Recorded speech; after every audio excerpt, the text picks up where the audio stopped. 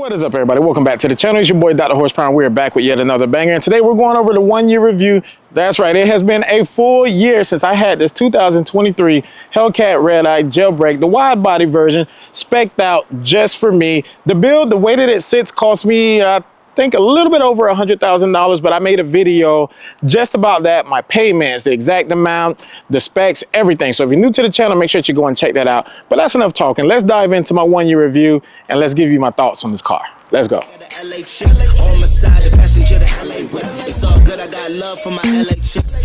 All right, so let's dive on in. So I'm gonna start with all the bad, then I'm gonna give you guys all the good towards the end of the video. So just stick it out with me. It's gonna sound real negative at first, but I do actually like this car for several reasons. So to kick things off, my biggest pet peeve with this car is, and maybe it's just my car, but these cars break.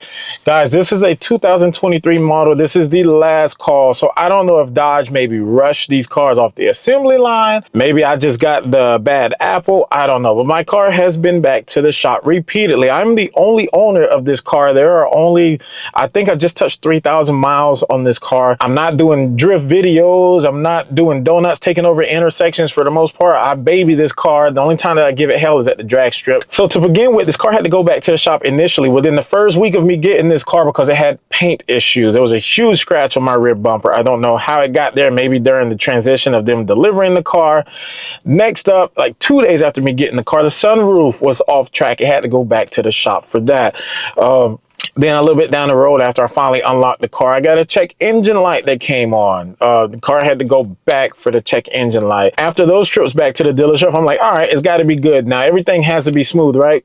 No, the car had to go back to the dealership again because my race cool down mode wasn't working. It turned out to be a faulty battery. Again, guys, this is all within like months of me getting this car off the lot. So that's ridiculous. Once again, maybe I just got the bad batch. I don't know. Next up, and I wish I would have known this before getting this car, guys, these cars come with haters. When I tell you haters, I mean haters. These are guys that don't even know you. And if you don't believe me, go down into any Hellcat content creators comments and read the comments.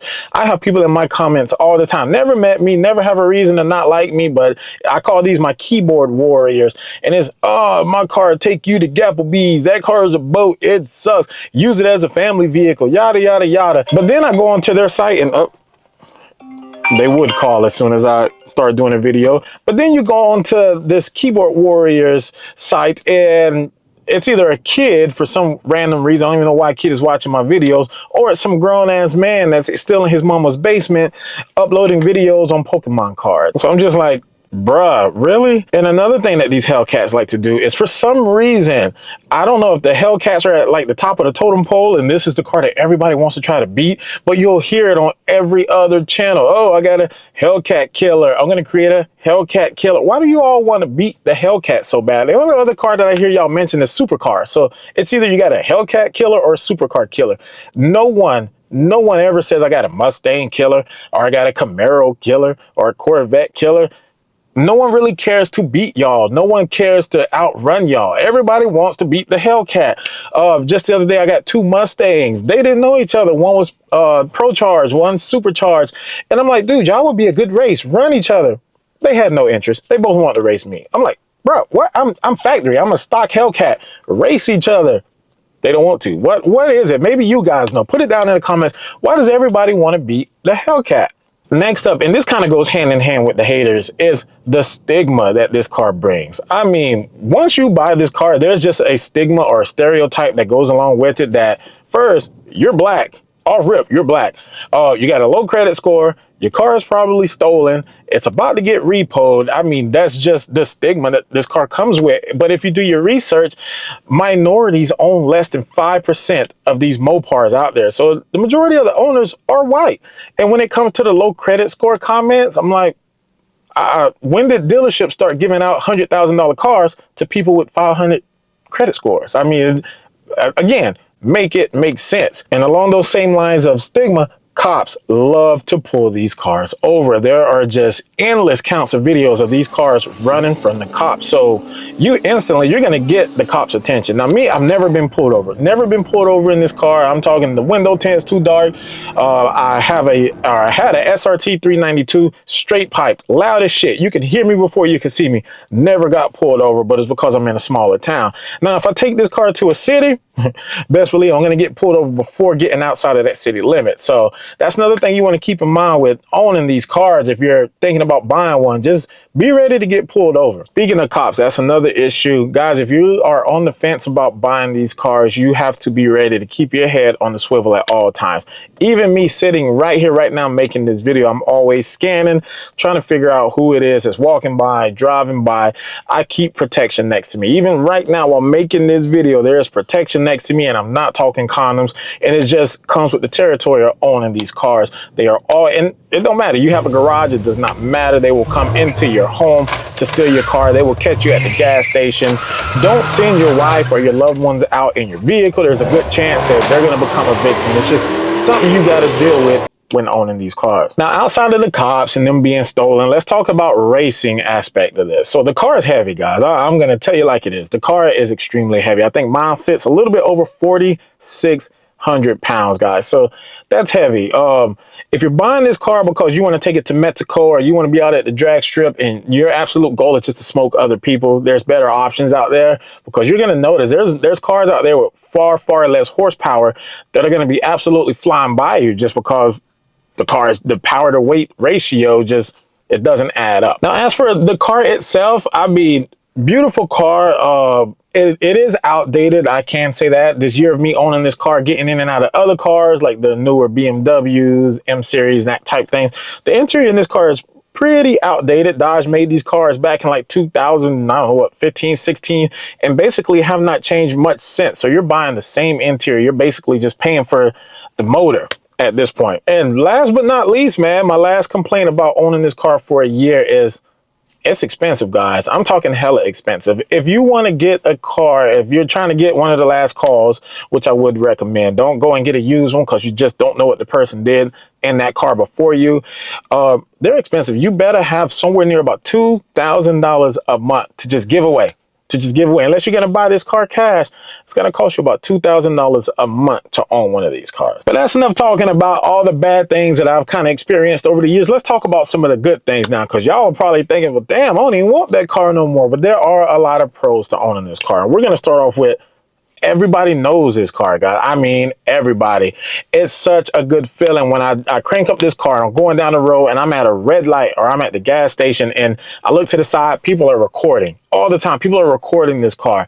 I get out of the car and it can be non-car enthusiasts. It could be young adults, teenagers, old people. And they're like, oh my gosh, is that the Hellcat?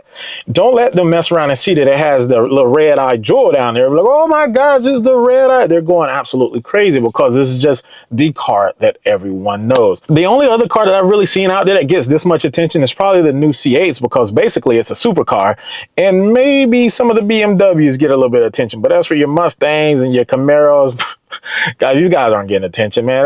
Unless you have the Shelby GT500, which a lot of people don't even know what that is. No one really cares, and they would have to be a true car fanatic to know what type of Mustang you have. So I can see my keyboard warriors like warming up right now. My Mustang fanatics, they're about to dive into the comments. But I mean, it is what it is, guys. You guys know it's the truth. Another pro about this car is performance wise, absolute best bang for your buck. If you're trying to mod this vehicle out to get 1,000 horsepower, guys, and this car is basically, you need just a couple of items and you're at 1,000 horsepower. You can't do that in any other platform. I'm talking a pulley, ported snout, and maybe a little booster pump, and dude, you're 1,000 horsepower. I'm talking 900 wheel on E. Name another car that you can do that with 3 or 4 small items. So that's a plus. If you're looking to get this car and you do want to mod it and you want to make it an absolute monster, it'll definitely be super easy, super quick to keep a reliable setup with hardly any parts needed. So outside of the looks of the car and the performance, the bang for the buck, the comfort level, guys, I'm talking in these seats, as you can see here, it's like sitting in a recliner or a sofa. I mean, you do got your Recaros and things like that out there that hug your body a lot better than these, but there is not one other sports car on the market out there right now with seats that are more comfortable than these. If I had to pick any sports car to drive across the country in, it would be your Dodge, your Mopar seats. I don't know if you can see these seats very well, but you got your SRT stitched in them with your little red eye, and they're just so comfortable. You could be obese, you could be super skinny. It does not matter. These seats just seem to fit just right. And last but not least, guys, we got to talk about it. It is the sound of these superchargers. Oh my gosh, when I tell you that you can't beat it. I've had this car for a year now, and every single time that I get in this car and I just decide to push it, I'm coming onto an interstate or I'm at a red light and I decide to just accelerate quick, the sound of that supercharger makes me smile from ear to ear. It does not get old. Guys, listen to this. And guys, that is exactly how this car sounds. Fresh off the lot, no modifications. There is no tune on this car. There's no cold air intake, nothing. So, I mean, you just can't beat it. Now, to answer the main question, I mean, it's the whole purpose of this entire video is to address whether or not I have regrets. And if I could go back a year, would I have bought this car again? The answer is yes and no. So I would have still stayed Mopar, still had a orange Hellcat red eye, but I would have actually went with the King Daytona version, which is almost spec'd out exactly like this car. Same horsepower, same color, but it's a more limited car. It's worth a lot more money right now as it sits. And the sticker price was damn near identical. I'm talking just a couple $1,000s difference. So if I could go back, I would have either gotten that one, or knowing what I know now, I mean, back then I had no idea that Dodge was going to release a Demon 170. If we would have known that that car was going to be released, I would have saved my money, waited for the release of the Demon 170, and that is what I would have been in now. But overall, no regrets. I absolutely love this car. Now, if you agree with what I said in this video, make sure to leave your comments down below. I appreciate you. And if you absolutely hate Hellcats, you despise my Hellcat, and you wish I'd shut the hell up, cool, leave your comments down below. Either way, I appreciate you for coming to the channel and sticking around for this long. You can expect a lot more content coming in the near future, but until then, peace.